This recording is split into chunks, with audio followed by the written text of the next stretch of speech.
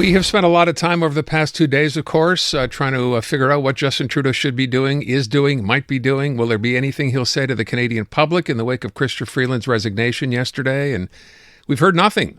We know he attended a fundraiser last night, and today there's apparently a big Liberal Christmas party being held. But in the meantime, it's been radio silence from the Prime Minister on the events of yesterday, losing Sean Fraser as Housing Minister, and of course the big one, Chrystia Freeland, the Finance Minister and Deputy Prime Minister.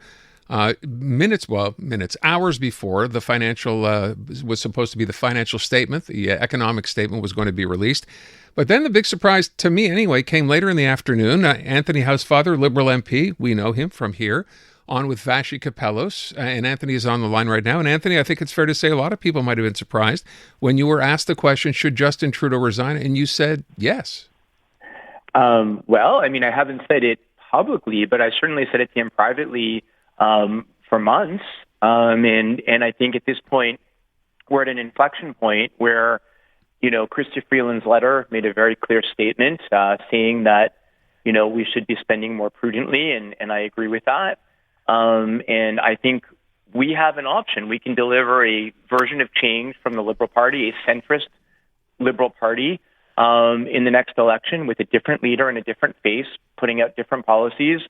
Or we could have the Prime Minister who's at minus 39 in approval ratings, meaning that 39% more Canadians think badly of him than well, at the helm. And I don't think that's a good idea. I think we need to have a different face and a different vision to present to Canadians in the next election. I think most of us in this country are fiscally responsible and socially progressive. And I think the Conservative Party is way too far to the right. And I think most people that I know think the Liberal Party has drifted too far to the left. And I've always been trying to bring that centrist vision, and I'd like to have a leader who reflects that centrist vision. It almost sounds when you say one party gone too far to the right, one too far to the left, that there's room in there for a centrist party, and it's not this Liberal Party, though. Is there another party you're thinking about? I mean, if the Liberals have gone too far left, is it just about a leader who's taken them too far left? Yeah, I think it actually is. I mean, I think the leader puts a lot of the decision-making power in the party in terms of what the priorities are. I think the most Liberals are centrists, both in caucus and in the country.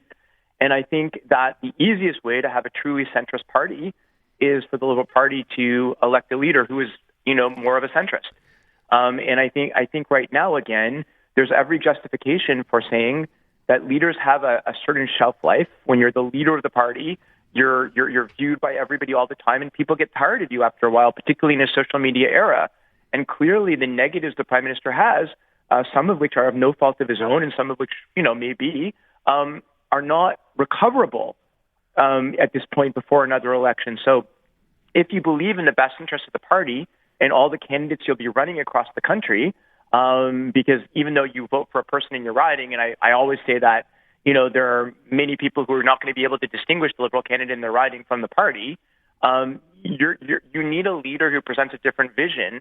Otherwise, the ballot question for many Canadians will be, do I want to get rid of Justin Trudeau as Prime Minister, yes or no? And they won't reflect further on whether or not the Conservatives and their policies actually appeal to them. So to me, I think Chrystia Freeland's letter was an awakening call for my caucus members.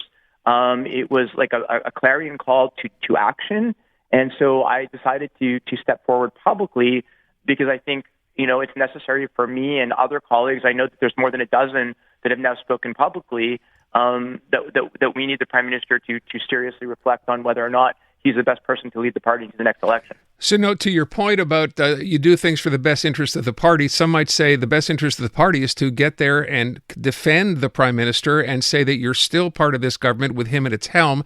You've chosen, and other caucus members have chosen not to do that. But then you mentioned yesterday, and this is the part that surprised me, that you went to see him and you've been urging him to do this now a couple of months ago. I'd not known that at the time. I don't know that you disclosed that at the time.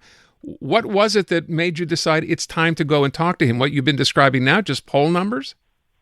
No, I mean, again, I think you know that I've had different policy views in the Prime Minister on a number of important issues, whether English rights in Quebec or the position the Liberal Party is taking on Israel and its lack of support for Israel, in my view, since October 7th of last year.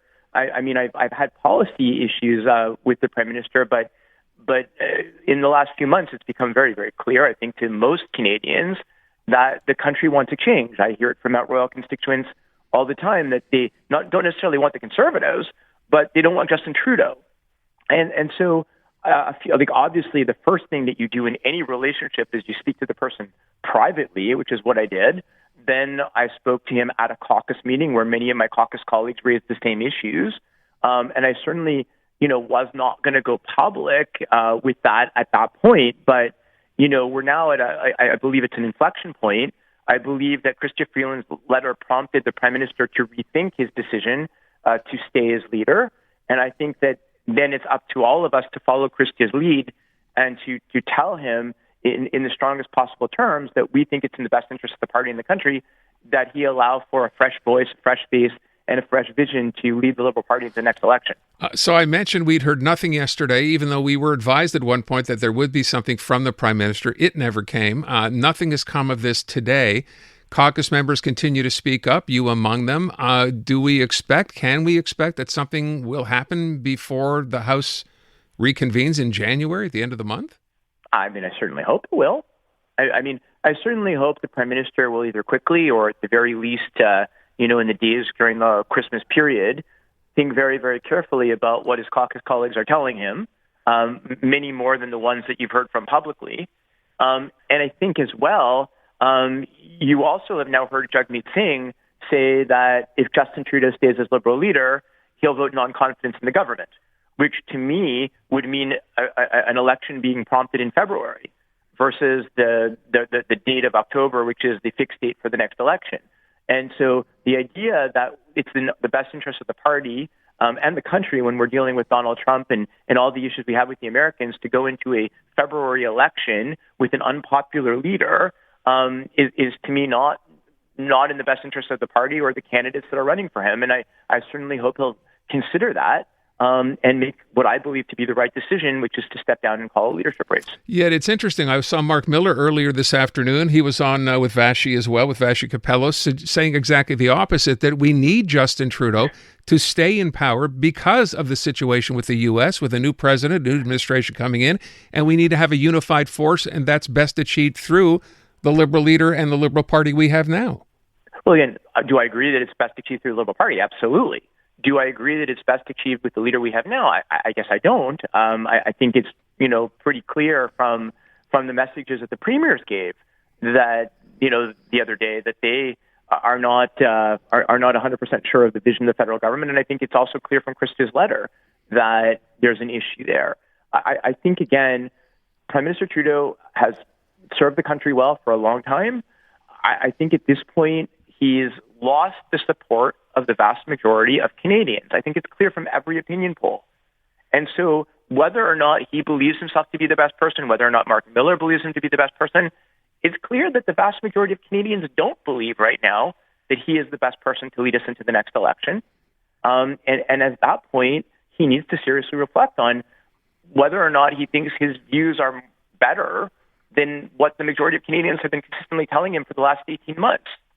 We know up until now, a lot of Canadians or a lot of pundits as well have been wrong about what he would do, resign, prorogue. None of that has come to pass. Not saying it's not going to happen, but I wonder as well, what happens if he does decide to stay? I listened to that speech he gave, part of it last night. There was no indication in there that he's even thinking of doing anything but running against Pierre Poilievre. I think the line was, he wakes up every morning thinking about what he can do for Canada and Canadians. So if he decides to stay, what does that say about your future and all the others who've called on him to resign? Well, we run in our ridings. Each of us runs in our riding and are the representative of our riding. And I'll be the same as I was before, whether it's a Poilievre government, whether it's a Trudeau government, whether it's any other kind of government. I will represent the views of Mount Royal and the House of Commons loudly and clearly. I'm one of the MPs that votes against my party when I need to and always puts my constituents first. And I would be wrong when I hear from most of my constituents, including Liberal constituents, that they would prefer a different leader of the party if I didn't at least tell that to him. And now I'm saying so publicly. Look, I still believe, on his worst day, Trudeau will do a better job than Poilievre on his best day. but it doesn't mean I believe Trudeau would be better than a different Liberal leader. I think at this point it's clear from the polls and from what I hear from Canadians that he would not be the best person to lead the party into the next election. And I believe I'm out there reflecting that now. And I think a lot of my colleagues are as well. And I'm hopeful that he will listen to our voices and make what I believe to be the right decision. Last question, Anthony. When you did talk to him in private about this, as you just said a minute ago, what was his reaction?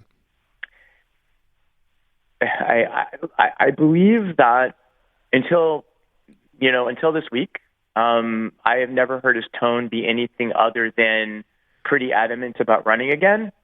I believe I detected yesterday a different type of tone, a more reflective tone, and I think he's hearing from a multitude of different voices now that are being more clear about what they think he should do, and I truly hope that he takes the time to listen to all those voices and to really consider what is in the best interest of his caucus, the Liberal Party in Canada.